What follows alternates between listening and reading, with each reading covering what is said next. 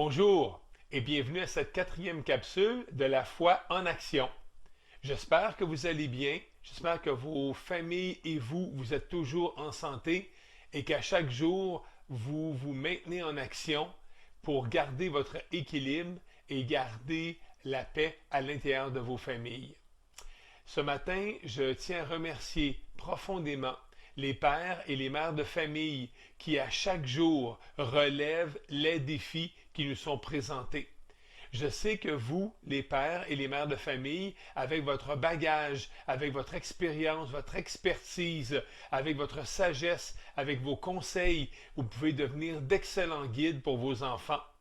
Et je sais qu'une fois que tout ça va être derrière nous, parce que tout passe dans la vie et il va y avoir un après, mais vous allez pouvoir vous regarder dans le blanc des yeux, vous donner une très bonne tape sur l'épaule avec un immense câlin et vous dire mission accomplie. On a su faire en sorte de tenir cette famille-là tricotée serrée et vous allez avoir cette fierté d'avoir passé à travers. Donc ce matin, vous, pères et mères de famille qui tenez bon, qui tenez le fort, je vous salue et je vous dis merci. Continuez, tenez bon, persévérez. Il va y avoir une fin, il va y avoir un après.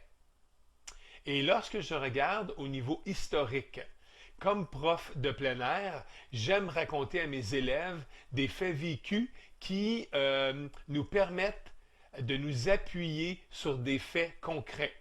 Deux faits vécus qui ont eu lieu au début des années 1900.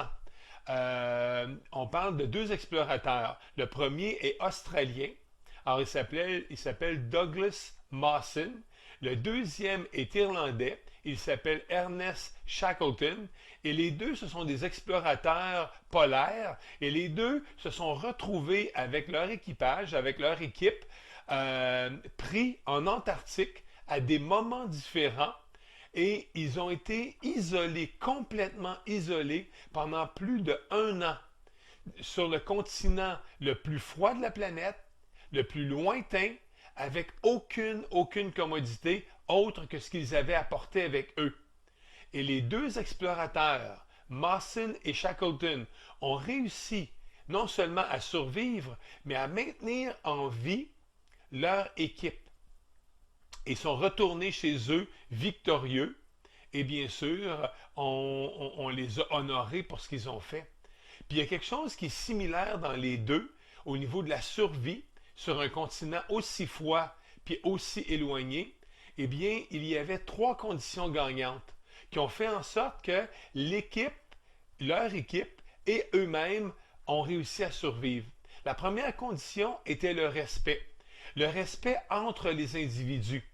Tout le monde a vite réalisé que c'était de la faute de personne. Il était arrivé des imprévus, les expéditions avaient échoué, et là, ils étaient isolés pendant plus d'1 an, avant qu'on ait une possibilité de secours.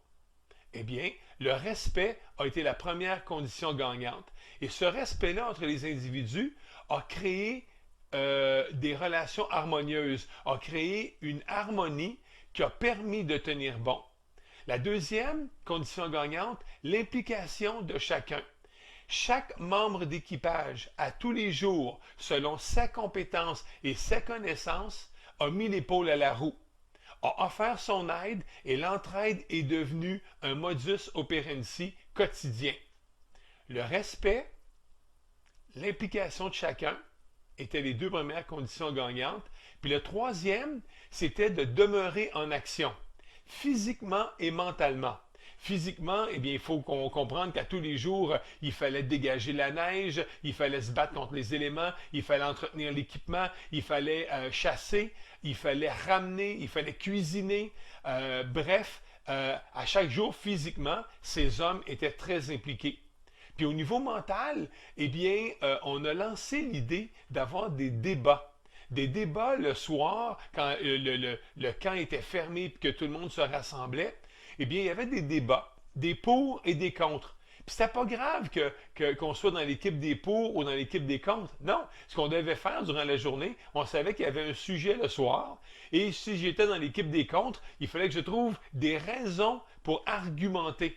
simplement pour le plaisir d'argumenter. Et ceux qui étaient pour, ils devaient faire la même chose.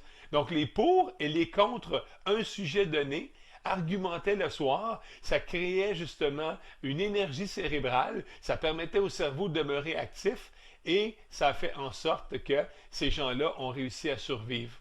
Donc les trois conditions gagnantes lorsque ces équipages ont été isolés pendant plus d'un an ont été le respect de chacun qui a créé l'harmonie, l'implication de chacun qui a créé un beau principe d'entraide et le fait de demeurer en action physiquement et mentalement les a préparés à être des survivants. Dans notre cas, imaginez, on est loin d'être en Antarctique. On est dans un des plus beaux pays au monde. On a des gens qui s'occupent de nous et on a accès à toute cette information-là. Donc, je peux nous encourager seulement à poursuivre, à demeurer actifs, à créer cette harmonie-là et cette ambiance qui est saine et salutaire dans nos familles. Et une prière que l'on peut partager les uns avec les autres, elle est très courte. Père, fais de moi un instrument de ta paix. Et avec cette paix, avec cette harmonie, eh bien, on va réussir à passer au travers, j'en suis convaincu. Je vous souhaite la meilleure santé du monde. Demeurons optimistes. Ça va bien aller. Aimons-nous les uns les autres. À une prochaine fois. Salut.